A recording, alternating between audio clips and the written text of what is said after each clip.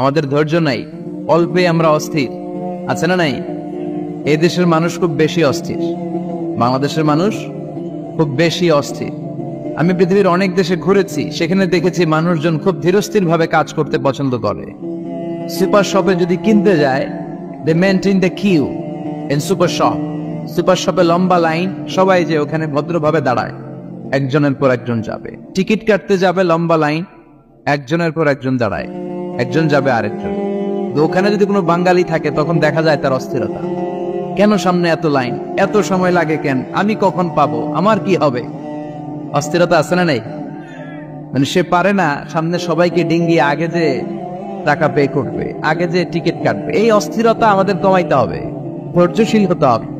গোটা বিশ্বব্যাপী আমাদের এই বাংলাদেশের মানুষের এই বদনাম যে আমরা অস্থির প্রকৃতির, আমরা ঠান্ডা মাথায় ভাবি না।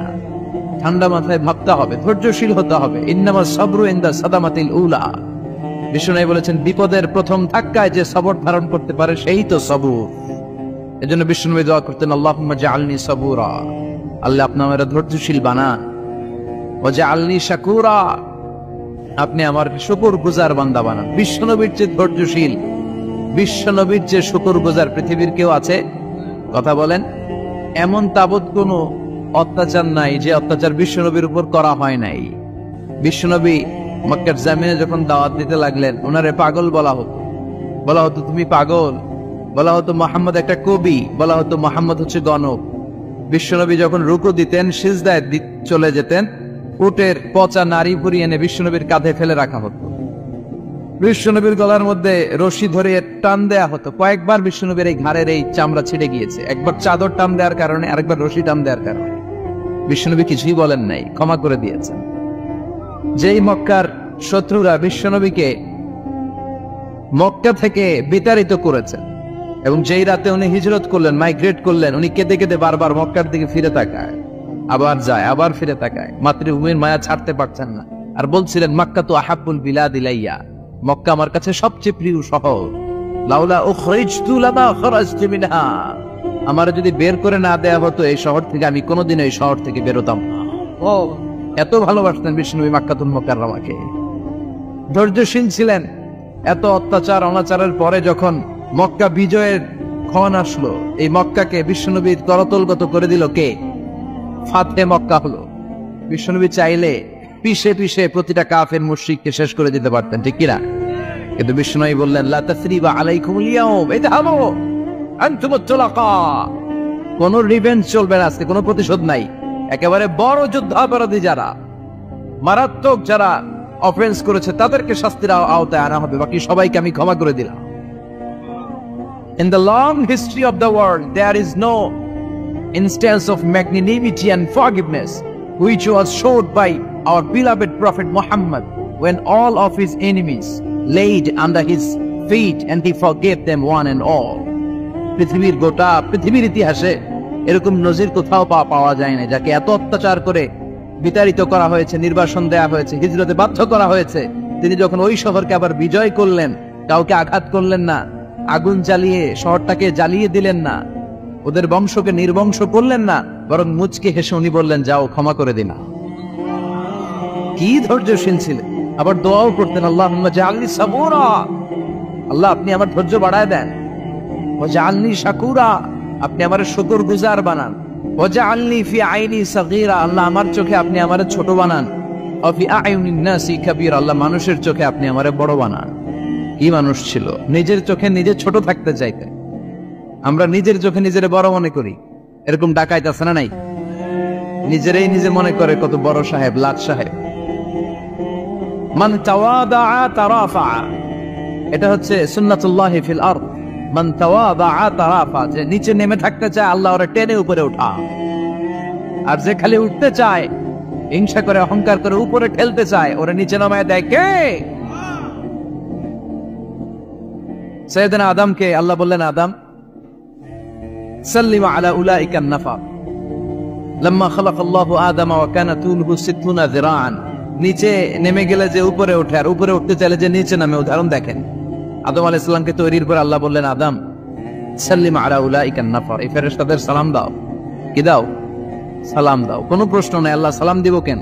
ফেরেশতারা আমারে দিব না কেন, আমি আগে দিব কেন? কথা আছে কোনো? যেই সালাম দিলেন, সালাম দেওয়ার সাথে সাথে ওনার মর্যাদা বাড়িয়ে দিল কে? এত মর্যাদা বাড়ালেন যে নূরের ফেরেশতারা মাটির আদমকে সেজদা দিতে বাধ্য হয়েছে। চিৎকার করে বলেন ঠিক কিনা? তুমি মাটির আদমকে প্রথম সৃষ্টি করিয়া ঘোষণা করিয়া দিলে শ্রেষ্ঠ বলিয়া, তাই তো নূরের ফেরেশতা করে আদমকে সেজদা, সবার চেয়ে সম্মান দিলে মাটির আদমকে। আল্লাহু আল্লাহু পড়েন, আল্লাহু আল্লাহু তুমি জাল্লে জালালুহু, শেষ করা তো যায় না গে তোমার গুণগান। আল্লাহু আল্লাহু সুবহানাল্লাহ পড়েন। কি সম্মান আল্লাহ বাড়াই দিলেন। আল্লাহ বললেন, আদম আজকে থেকে তুমি আশরাফুল মাখলুকাত, তুমি খলিফাতুল্লাহ ফিল আরদ, তুমি পৃথিবীতে আমার খলিফা, ভাইস জেরেন্ট অফ আল্লাহ। আল্লাহর খলিফা, আল্লাহর আহকামগুলো পালনের জন্য ভাইস জেরেন্ট। চুরি করলে হাত কেটে দাও, কার আইন? এই কাজ আদম তুমি দুনিয়াতে যেয়ে করো। জিনা করলে ডেথ পেনাল্টি, হেড অফ, শিরচ্ছেদ করে দাও, কার আইন? খলিফা হিসেবে মানুষ এসে করবে। মানুষকে আল্লাহ আশরাফুল মাখলুকাত বানিয়ে দিলেন, নিচু হয়েছে বড় বানিয়ে দিলেন। আর শয়তানের অবস্থা কি? শয়তানকে আল্লাহ বললেন সেজদা দে আদমকে। শয়তান যুক্তি দাঁড় করিয়েছে, খালাকতাহু মিন তিন, খালাকতানি মিন নার ওয়া খালাকতাহু মিন তিন। আল্লাহ আপনি আমারে বানাইছেন আগুন দিয়া, কি দিয়া? আগুনের ধর্ম উপরের দিকে উঠে আর মাটির ধর্ম সে নিচে পড়ে থাকে, আমি কেন সেজদা দেব? শয়তানকে চিরকালের জন্য ইবলিস মালউন, অভিশপ্ত আর জাহান্নামী হিসেবে ঘোষণা দিয়ে দিল কে? এজন্য আপনি ছোট থাকতে চাইবেন, আপনারা বড় বানাবে কে? আর আপনি নিজে যদি বলেন আমি বড়, থাপ্পড় মেরে আপনারা নিচে নামাই দিবে কে? এজন্য বিশ্বনবী দোয়ায় বলতেন, আল্লাহুম্মা জাআলনি সাবুরা ওয়াজআলনি শাকুরা ওয়াজআলনি ফি আইনি সাগীরা ওয়া ফি আয়ুনিন নাসি কাবীরা। ও আল্লাহ, আপনি আমারে ধৈর্যশীল বানান, আপনি আমারে শুকরগুজার বান্দা বানান, আমার চোখে আমারে আপনি ছোট বানান, মানুষের চোখে আপনি আমারে বড় বানান। সুবহানাল্লাহ পড়ে। এজন্য সবসময় শুকরগুজার থাকার চেষ্টা করতে হবে। রাজি আছেন তো? যে কোনো মুহূর্তে, যে কোনো পরিস্থিতিতে আমরা শুকরিয়া করব কার? চিল্লায় বলেন কার? আমরা যেন বেশি বেশি আল্লাহ তাআলার শুকরিয়া আদায় করতে পারি। আল্লাহ তুমি তৌফিক দাও। সবাই পড়ি আমিন। বিশ্বনবী যখন 15 কিংবা 20 বয়স, কোন বর্ণনায় এসেছে 15, কোন বর্ণনায় 20, তখন তিনি একটা ছাত্র সংগঠন করেছিলেন, ইয়াং স্টারদের একটা অর্গানাইজেশন করেছিলেন। ওটার নাম তিনি দিয়েছিলেন হালাফুল ফুদুল। হালাফুল ফুদুল, ওইটারই আমরা বাংলায় কি বলি? হেলফুল ফিজুল। হালাফ মানে শপথ, oath, we take an oath in the name of Allah. আল্লাহর নামে শপথ নেয়ারে বলে হালাফ। আর ফাদিলা, ফাদলুন, এগুলোর প্লুরাল হচ্ছে ফুদুল। ফুদুল মানে ভালো কাজ। ভালো ভালো কাজের উপর বিশ্বনবী যুবকদেরকে একত্রিত করলেন যে মক্কা শহরে কোনো টেন্ডারবাজি চলবে না, কোনো চাঁদাবাজি চলবে না, দুর্বলের উপর সবলের অত্যাচার চলবে না, জালিমের জুলুম চলবে না, হত্যা চলবে না, ধর্ষণ চলবে না, রাহাজানি চলবে না। মক্কা শহরটারে শান্তির শহর বানাতে হবে। যুবকরা এই দায়িত্ব কাঁধে নিয়েছে। কারা? মুরব্বীরা না, যুবকরা। যুবকদের আছে প্রাণ ঢালা উচ্ছ্বাস, অনেক শক্তি। এজন্য যুবকদেরকে ভালো কাজে আসতে হবে। যুবকরা চাইলে এই দেশের চেহারা পাল্টে দিতে পারে। এদেশে যুবক ভোটার আছে কয়জন জানেন? নতুন করে যুবক ভোটার হয়েছে 2 কোটি। কয় কোটি? 2 কোটি না? Can you imagine that? কল্পনা করতে পারেন? They can change Bangladesh. They can change the face of Bangladesh. তারা 56,000 বর্গ মাইলের এই বাংলাদেশের চেহারা পাল্টে দিতে পারে। তাদের অনেক শক্তি। জন্য যুবকদের এই শক্তি কাজে লাগাতে হবে। ফেন্সিডিল, গাঁজা, ইয়াবা, হিন্দি সিনেমা, এগুলোর পিছনে দৌড়ানো যাবে, পর্নোগ্রাফির পিছনে ছোটা যাবে। যুবক বয়সে ভয় করতে হবে কারে? চিল্লায় বলেন কাকে? আল্লাহ আমার যুবক ভাইদেরকে তুমি তৌফিক দাও। বিশ্বনবী এই হালাফুল ফুদুল তিনি গঠন করলেন মক্কাতুল মুকাররমাতে। পুরো মক্কা শহরটা শান্তির শহর হয়ে গেল। সুবহানাল্লাহ। আউয়ালু মা ইউহাসাবু বিহিল আবদু ইয়াউমাল কিয়ামাতি আস-সালাহ। কিয়ামতের দিন সর্বপ্রথম হিসেব নেওয়া হবে নামাজের, সালাতের। সালাত চিনেন তো? কুরবানির গোশত খাওয়ার মাঝখানে যেটা খায় ওটা, হ্যাঁ, এটারে বাংলায় আমরা নামাজ বলি। কি বলি? নামাজ। বিশ্বনবী ইন্তেকাল করবেন, রূহু বের হয়ে যাচ্ছে, 2-3টা শব্দ বললেন, এর মধ্যে একটা ছিল সালাত। আর সালাত উম্মতেরা নামাজ, নামাজ। নামাজ ছেড়ে দিও না। ওয়া মালাকাত আইমানুহুম। মানুষ ইন্তেকালের আগে শ্বাস বের হয়ে যাচ্ছে, রূহ চলে যাচ্ছে, ওই মুহূর্তে কি জরুরি কথা বলে নাকি ফালতু কথা বলে? সবচেয়ে জরুরি কথাটাই তখন সে বলে যায়, ঠিক কিনা? কথা বলেন। বিষ্ণু বলেছিলেন নামাজ। ওমরে ফারুক, ওনার কাছে আবু লুলু আল মাজুসি এক অগ্নি উপাসক এসে বিচার দিল, ইয়া ওমর আল ফারুক, আমার মনিবের নাম হচ্ছে মুগীরা ইবনে শুবা, সে প্রতিদিন 4 দিরহাম করে আমার কাছে চার্জ করে। এত টাকা চার্জ করে কেন? উনি জিজ্ঞেস করলেন, তুমি কি কাম পারো? আমি খঞ্জর বানাইতে পারি। খঞ্জর চিনেন? ছোট ছোট্ট ছুরি আরবরা পকেটে রাখে। ওমানের সুলতান কাবুসের ছবি দেখবেন, এখানে একটা খঞ্জর আছে। আমি খঞ্জর বানাইতে পারি। খঞ্জর বানাতে পারো? মদিনায় তো কেউ বানাতে পারে না, তুমি খঞ্জর বানাইতে পারো? তুমি তো অনেক টাকার মানুষ মিয়া, তোমার মনিব তো অল্প টাকায় চার্জ করছে, এটা দিতেই হবে। আবু লুলু কয়, ওমর তুমি সবার জন্য এত নরম, আমার জন্য গরম, তোমার আমি বুঝাবো। সে বাড়িতে যে একটা খঞ্জর বানালো, মাকবাদাতুহু ফি ওয়াসাতিহি, যে খঞ্জরের হ্যান্ডেল হচ্ছে মাঝখানে, দুই দিকে ধারালো ছুরি। এটা ধার দেয় আর কয়, ওমর তোরে আমি বুঝাবো। প্রতিদিন ধার দেয়। সাইয়েদনা ওমর ফারুক মসজিদে নববীর ইমাম, ওয়া কানু ইউসাল্লুনা বিগালাস, তখন ওনারা অন্ধকারে নামাজ পড়তেন আউয়াল ওয়াক্তে। আমরা তো দেরি করে পড়ি, সুন্নাহ অনুযায়ী আগে আগে পড়া ভালো। আপনি মসজিদুল হারামে গেলে দেখবেন যে কত আগে ফজর পড়ে। ফজরের 1-1.5 ঘন্টা পরে সূর্য ওঠে, ঠিক কিনা? তো সে একবার ছদ্মবেশে ফজরের সময় প্রথম কাতারে যে হাজির, আসলে কিন্তু মাজুসি, সূর্যের পূজা করে। খঞ্জরটা নিয়ে এসে দাঁড়ালেন। ওমরে ফারুক ফজরের সময় ঢুকলেন, বললেন আকিমিস সালাহ, একামত দাও। একামত দেয়া হলো। ওমরে ফারুক আল্লাহু আকবার বলে অন্ধকারে ফজরের সালাত শুরু করলেন। প্রথম রাকাত যখন পড়ে ফেললেন, রুকুতে যাবে, ইন দা মিন টাইম সে খঞ্জর বের করে ওমরে ফারুককে 3টা স্টেবিং করেছে। একটা নাভিতে মারার সাথে সাথে নাভিটা কেটে গেল, আর একটা এই পাশে পাজরে, আর একটা পেটের মাঝখানে, পেটও কেটে গেল। ওমরে ফারুক বললেন, কাতালানি আল কালব, এক কুকুর আমারে মেরে ফেলেছে। ওমরে ফারুককে পিছনে নিয়ে যাওয়া হলো। আব্দুর রহমান ইবনে আউফকে টেনে ইমামতির জায়গায় নেওয়া হলো। আর সে কাতারের মাঝখান দিয়ে খঞ্জর ঘুরাতে ঘুরাতে আগাতে লাগলো। ওর খঞ্জরের আঘাতে 7 থেকে 8 জন সাহাবী স্পট ডেথ, জায়গায় শেষ। ওমরে ফারুক বেহুশ। ওমরে ফারুক, ওনার মুখে দুধ দেয়, দুধ ওই নাভি দিয়ে বের হয়ে যায়। নাভিজ দেয়, নাভিজ পেট দিয়ে বের হয়ে যায়। রাষ্ট্রীয় চিকিৎসকরা বুঝতে পারলো উনি আর বাঁচবে না, বেহুশ। সবাই দাঁড়িয়ে আছে। কি হয় আমাদের আমিরুল মুমিনিনের? 10টি বছর তিনি অর্ধ পৃথিবীর শাসন করেছেন, উনার ভয়ে বাঘে মহিষে এক ঘাটে পানি খেত।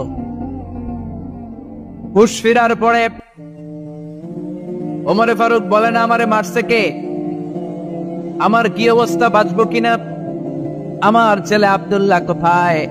আব্দুর রহমান কোথায়? আমার বিবিরা কোথায়? কত সম্পদ আমার আছে, কোথায় গেলে ভালো চিকিৎসা পাওয়া যাবে? কিচ্ছু সে বলে না।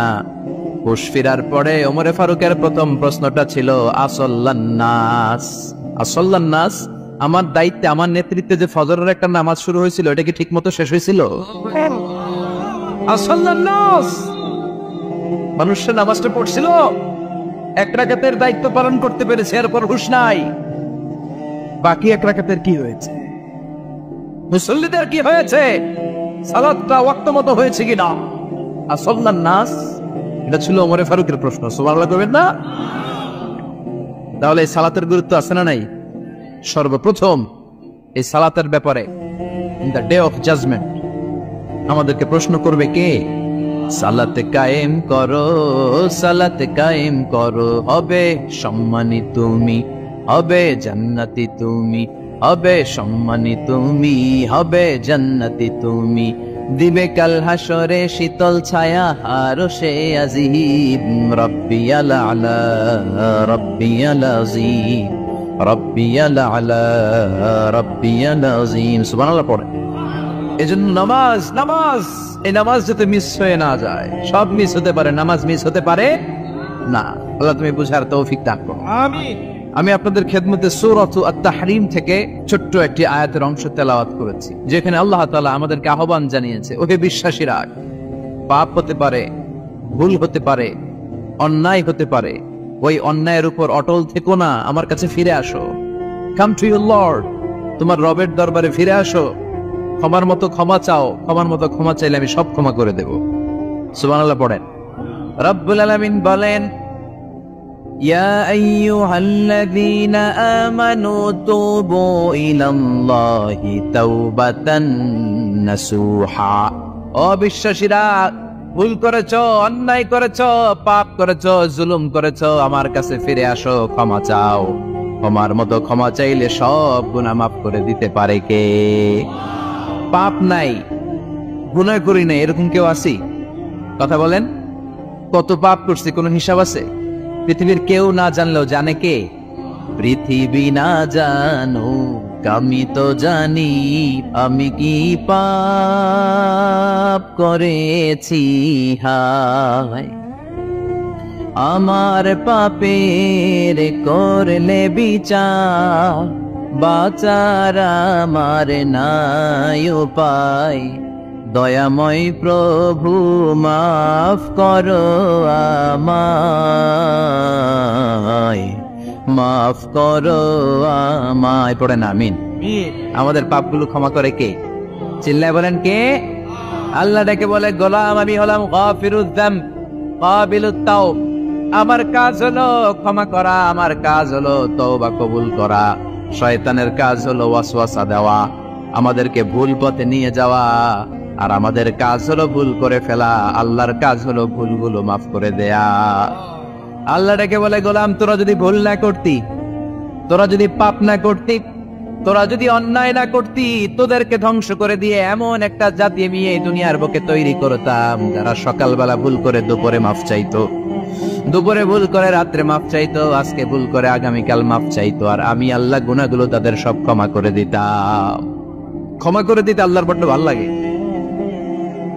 বান্দা আল্লাহর কাছে বারবার চাক, চোখের পানি ছাড়ুক, এটা আল্লাহ পছন্দ করে। চোখের পানির যে কত পাওয়ার আপনি কল্পনাই করতে পারবেন না। অনুশোচনার চোখের পানি চোখ বেয়ে নাকের ডগা পেয়ে জমিনে পড়ার আগেই আল্লাহ এই বান্দারে মাফ করে দেয়। বিশ্বনবী ডেকে বলে, ও আমার উম্মতেরা শোনো, আল্লাহর কাছে দুনিয়ার মানুষদের দুই ফোঁটা পানি সবচেয়ে প্রিয়।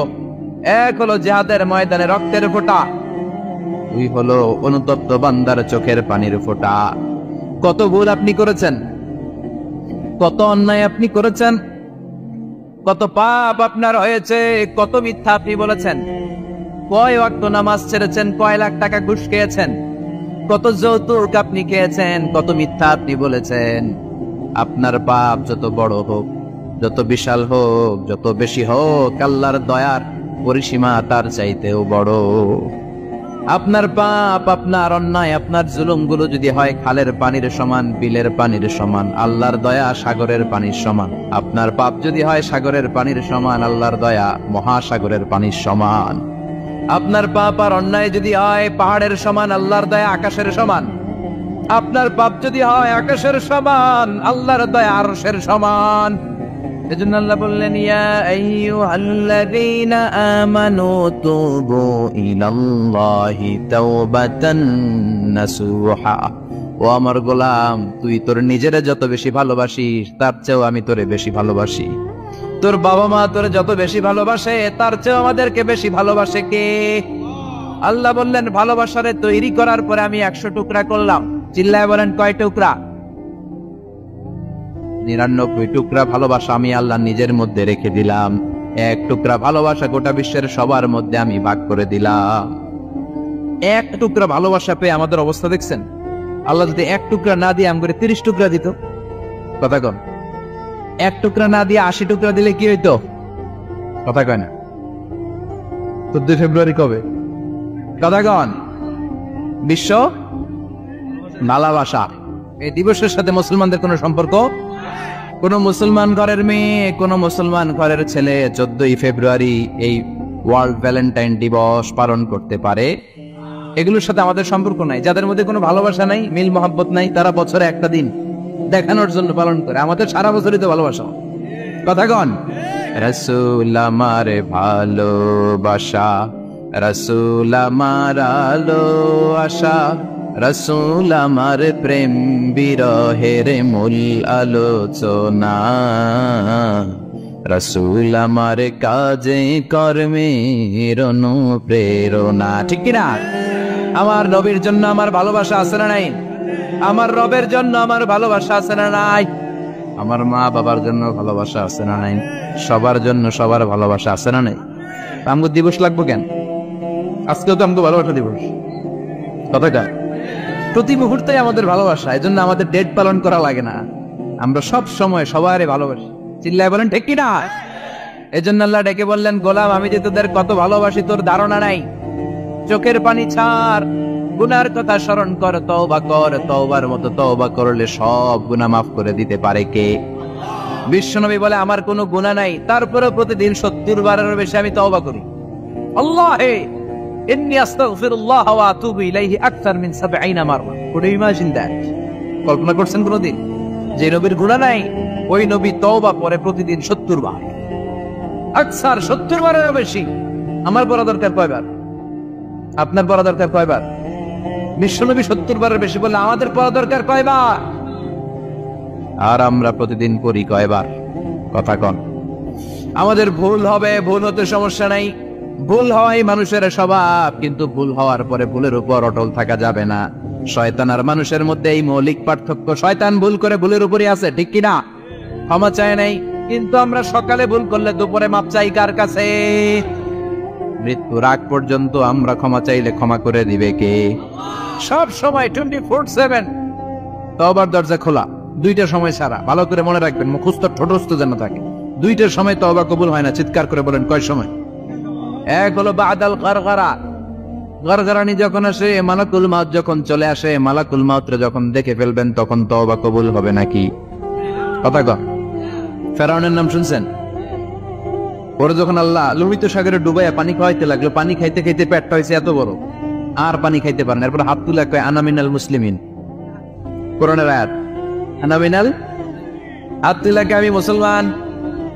ফেরাউন নাই বলে মুসলমান, আমরা যাবো কই? কথা কও। ফেরাউন হাত তুলে কয় আনা মিনাল মুসলিমিন। আল্লাহ কয় টাইম ইজ আপ, দেরি করছস। অনেক সময় দিলাম, অনেক সুস্থ রেখেছি, ক্ষমতা দিয়েছি, দাপট দিয়েছি। তখন যদি ঘাটটা নত করে, মাথাটা নত করে একবার ক্ষমা চাইতি, ফেরাউন তোরেও ক্ষমা করে দিতাম। কিন্তু সময় শেষ হওয়ার পরে আমি মুসলমানদের অন্তর্ভুক্ত বললে কোনো লাভ হবে নাকি? আল্লাহ বলল সময় নাই, সময় শেষ। কারণ মুসা আলাইহিস সালামের চাচাতো ভাই অনেক দাওয়াত দিল, জাকাত দে, কারণ জাকাত দিব না, এই সম্পদ আমি কামাইছি, আল্লাহ দেয় নাই। মুসা আলাইহিস সালাম বললেন তাহলে আযাবের অপেক্ষা কর, আযাব চলে আসো। আল্লাহ বলেন মুসা সেফ জোনে যাও, সরো, এখনই আযাব। ফাখাসাফনা বিহি ওয়া বিদারিহিল আরদ, পুরো ফাইয়ুমের জমিনটার আল্লাহ কাঁপিয়ে দিলেন, আর কারুনকে সহ পুরো সম্পত্তি তার জামিনের ভিতরে দাবিয়ে দিলেন। হাঁটু পর্যন্ত কারুন দেবে যায়, ভাবছে উঠে যাবে। কোমর পর্যন্ত দেবে যায়, ভাবছে উঠে যাবে। গলা পর্যন্ত যখন দেবে যায় আর সুযোগ নাই। কয় মুসা আমার সব সম্পত্তি তোরে আর তোর আল্লাহরে দিয়ে দিলাম, আমারে বাঁচা, আমারে সব সম্পত্তি তোর আর তোর আল্লাহ, আমারে খালি বাঁচা, চাচা আপন প্রাণ। আল্লাহ বলে সময় শেষ। তার মানে বাদাল গারগারা তওবা কিন্তু আর কবুল হয়। এই হলো একটা। নাম্বার 2, বাদা তুলুই শামসি মিন মাগরিবিহা, প্রতিদিন সূর্য কোন দিক দিয়ে ওঠে? কথা কয় না? পূর্ব দিকে। কিয়ামতের আগ দিয়ে সূর্যের পূর্ব দিকে উঠবে না, পশ্চিম দিক থেকে উঠবে। যেদিন প্রভাতে পশ্চিম দিক থেকে সূর্য উঠবে, ওই দিন থেকে তওবার দরজাটারে বন্ধ করে দিবে কে? তার আগ মুহূর্ত পর্যন্ত জীবনে যত গুনাহ করেছি, অন্যায় করেছি, চোখের পানি ছেড়ে ক্ষমা চাইলে ক্ষমা করবে কে? শয়তান আল্লাহরে চ্যালেঞ্জ দিছে, আল্লাহ তুমি আমারে জাহান্নামে পাঠাবা, আমিও তোমার বান্দা করে লয়ে একসাথে জামাতে ঢুকমু। একা ঢুকবো না, একা যাব না, তোমার বান্দাদেরকে সবগুলারে জাহান্নামী বানাইয়া তারপরে ঢুকমু। তোমার চ্যালেঞ্জ দিলাম, একটারও জান্নাতে ঢুকাইতে পারবা? আল্লাহকে তুই আমার চ্যালেঞ্জ দিলি? আমি তো সব রাজার বড় রাজা, মহারাজা, আমার চ্যালেঞ্জ দেশ, এত সাহস পাইলি কই? তুই আজীবন ওয়াসওয়াসা দিয়ে পাপ কাজ করাবি, একদিন তাফসীর মাহফিলে এসে আমার বান্দা ক্ষমা চাবে, আমি মাফ করে দেবো, তুই কি করবি? আজীবন অন্যায় করবে, আজীবন পাপ করবে, জুলুম করবে, একদিন চোখের পানি ছেড়ে আমার কাছে কান্নার মতো কান্না করলে আমি সব গুনাহ মাফ করে দেব। এজন্য আল্লাহ বললেন ইয়া আইয়ুহাল্লাযীনা আমানু তুবু ইলাল্লাহি তাওবাতান নাসুহা। ভুল করেছো, তওবা করো, মাফ করবে কে? সাইয়েদনা আদম আলাইহিস সালাম ভুল করলেন, দুনিয়ায় এসে শত শত বছর কাঁদলেন, কিন্তু ক্ষমা হয় না। আল্লাহরে বললেন আল্লাহ কি করলে ক্ষমা পাবো বলো? ফাতালাক্কা আদামু মির রাব্বিহি কালিমাতিন ফাতাবা আলাইহি। আল্লাহ বললেন ও আদম তোমারে কিছু কালেমা শিখাইয়া দেই, এই কালেমাগুলো দিয়ে আমার কাছে দোয়া করো, ক্ষমা করে দেব। আল্লাহ শিখায় দিলেন, ও আদম, 2 হাত তুলে চোখের পানি ছেড়ে আমার কাছে পড়ো, রব্বানা। পড়েন, রব্বানা যালামনা আনফুসানা ওয়া ইল্লাম তাগফির লানা ওয়া তারহামনা লানাকুনান্না মিনাল খাসিরিন। এটা শিখাই দিয়েছিল আল্লাহ।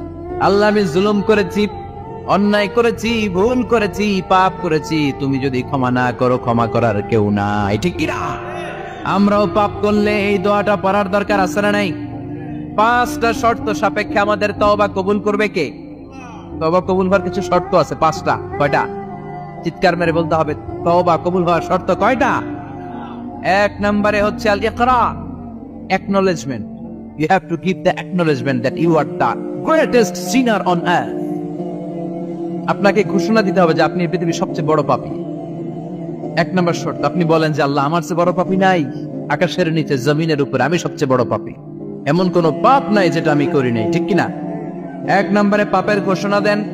2 নম্বরে আন-নাদাম, নাদাম মানে repentance. You have to be repentant for what you have done. আপনাকে অনুতপ্ত হতে হবে, চোখের পানি ছাড়তে হবে। আল্লাহ, আমি লজ্জিত, আল্লাহ আমি নাদান, আমি পিশাচ, আমারে মাফ করে দাও। তার মানে স্বীকার গেলেন কি অন্যায় করেছেন। 2 নম্বরে আপনি অনুতপ্ত হলেন। 3 নম্বরে স্টপ, যেই পাপ করতেছিলেন ওটা থামান। Stop, what you have done, যেটা করতেছিলেন আগে থামান। আপনি সুদ খাইছেন, অনুশোচনা আসলো, মাফও চাইতেছেন, আবার সুদও খাইতেছেন, হবে? আপনি ঘুষ খেয়েছেন, তওবা শুরু করলেন, আবার ঘুষও খেয়ে যাচ্ছেন, হবে? থামেন, স্টপ। 3টা গেল। 4 number, to hate what you have done, ঘৃণা করতে হবে, যে পাপটা করেছেন মন থেকে এই পাপটাকে ঘৃণা করতে হবে। 5 নাম্বার শর্ত হচ্ছে to determine that you never repeat this sin again in your life. আল্লাহর ওয়াদা দেন, কমিটমেন্ট দেন যে আল্লাহ, আমার জীবনে পারতপক্ষে এই পাপ জীবনেও করব না। চিৎকার করে বলেন, ঠিক কিনা? তার মানে আপনি স্বীকার যান, তারপরে আপনি অনুতপ্ত হবেন, যে পাপ করেছেন থামিয়ে দিবেন, পাপটারে মন থেকে ঘৃণা করবেন, আর আল্লাহরে ওয়াদা দিবেন, আল্লাহ আর করব না। এই 5টা শর্তের আলোকে তওবা করলে জীবনের সব গুনাহ মাফ করে দিবে কে? এজন্য আল্লাহ বললেন, ইয়া আইয়ুহাল্লাযীনা আমানু তুবু ইলাল্লাহি তাওবাতান নাসুহা। তওবার মতো তওবা করো, সব গুনাহ মাফ করতে পারে কে? তওবা করবেন তো? রাজি আছেন? কবে করবেন? এই মুহূর্তে তওবা করলাম, এই মুহূর্তে আল্লাহর কাছে ক্ষমা চাই, আল্লাহ জীবনের সব গুনাহ মাফ করে দাও। আমাদের দেশে তওবা করার জন্য হুজুর লাগে, কথা কন, পিসা হুজুর, বড় হুজুর, ছোট হুজুর, হাফেজ সাহেব লাগে না? হাফেজ সাহেব, ইমাম সাহেব, এদের ছাড়া নাকি তওবা হয় না। না, এটা ভুয়া কথা। আপনি অনুতপ্ত হন, আপনি চোখের পানি ছাড়েন, আপনি আপনার রবরে বলেন, ক্ষমা করে দিবে কে? ইমাম সাহেব আসতে হবে, শর্ত না। পীর সাহেব হুজুর এসে হুজুরের হাতে হাত রেখে তওবা পড়তে হবে, শর্ত না। আপনার রবরে ডেকে চোখের পানি ছেড়ে ক্ষমা চান, ক্ষমা করবে কে? আর প্রতিদিন শতবার পড়তে থাকবেন আস্তাগফিরুল্লাহ। আওয়াজ করে সবাই পড়েন আস্তাগফিরুল্লাহ, আর জোরে পড়েন আস্তাগফিরুল্লাহ। বিশ্বনবী বলেন, মান লাজিমাল ইস্তিগফার জাআলাল্লাহু লাহু মিন কুল্লি দিকিন মাখরাজা। সব সময় ইস্তিগফারের সাথে যে লেগে থাকবে, রব্বুল আলামিন তারে 5টা জিনিস দিবে। কয়টা? কথা কন, আরো জোরে সবাই বলেন, কয়টা? নাম্বার 1, জাআলাল্লাহু লাহু মিন কুল্লি দিকিন মাখরাজা। বিপদে পড়লে বিপদ থেকে উদ্ধার করবে কে? আমাদের তো কোনো বিপদ নাই, না আছে? কত বিপদ, হ্যাঁ? রাস্তাঘাটে দুর্ঘটনা হতে পারে, যে কোনো সময় ভূমিকম্পে পড়তে পারি, বজ্রপাত পড়তে পারে না, ঠেড়া বইরা মানুষ নাই, আছে না নাই? এই বিপদ আপদ থেকে আপনারা রক্ষা করবে কে? যদি আপনি ইস্তেগফারের সাথে আঠার মতো লেগে থাকেন। কিসের সাথে? কথা বলেন। ইস্তেগফারের সাথে লেগে থাকতে পারলে 1 নাম্বার হচ্ছে বিপদে পড়লে আপনারে মুক্ত করে দিবে কে? 2 নাম্বার, ওয়ামিন কুল্লি হাম্মিন ফারাজা। যে কোনো ধরনের টেনশন, হাইপার টেনশন থেকে বাঁচায় দিবে কে? আমাদের তো টেনশন মেনশন নাই, না আছে? লাইফ নিয়ে টেনশন, বাঁচার টেনশন, মরার টেনশন, ক্যারিয়ারের টেনশন, রাস্তাঘাটে যানজট, এটার টেনশন, পুলিশের দৌড়ানি, র্যাবের দৌড়ানি, বাড়ির ভাড়া, গ্যাস বিল, বিদ্যুৎ বিল, ছেলে মেয়েদের লেখাপড়া, কত টেনশন। সব টেনশন থেকে আপনারা মুক্ত করে দিবে কে? তিন নম্বরে ওয়ারযুকহু মিন হাইসু লা ইয়াহতাসিব, এমন জায়গা থেকে আল্লাহ আপনার রিজিকের ব্যবস্থা করবে আপনি কল্পনাই করতে পারবেন না। সুবহানাল্লাহ বলেন। চার নম্বরে সবসময় ইস্তিগফার যদি পড়া হয় আল্লাহর কোনো আযাব ওই বান্দার উপরে আসে না। ওমা কানাল্লাহু মুআযযিবাহুম ওয়া হুম ইস্তাগফিরুন,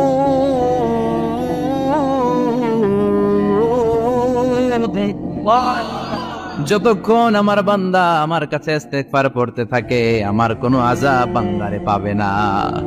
যতক্ষণ ইস্তিগফার পড়বেন আল্লাহর কোনো আযাব আপনার উপর আসবে না। চারটা গেল। পাঁচ নাম্বার, বারবার ইস্তিগফার পড়লে রফিক ভাই আল্লাহ আপনার মুস্তাজাবুদ দাওয়া বানাবে। দোয়া করা মাত্র কবুল করে নেবে কে? মুস্তাজাবুদ দাওয়া বুঝেন তো? মানে যিনি হাত তুলতে দেরি কবুল হতে দেরি হয় না।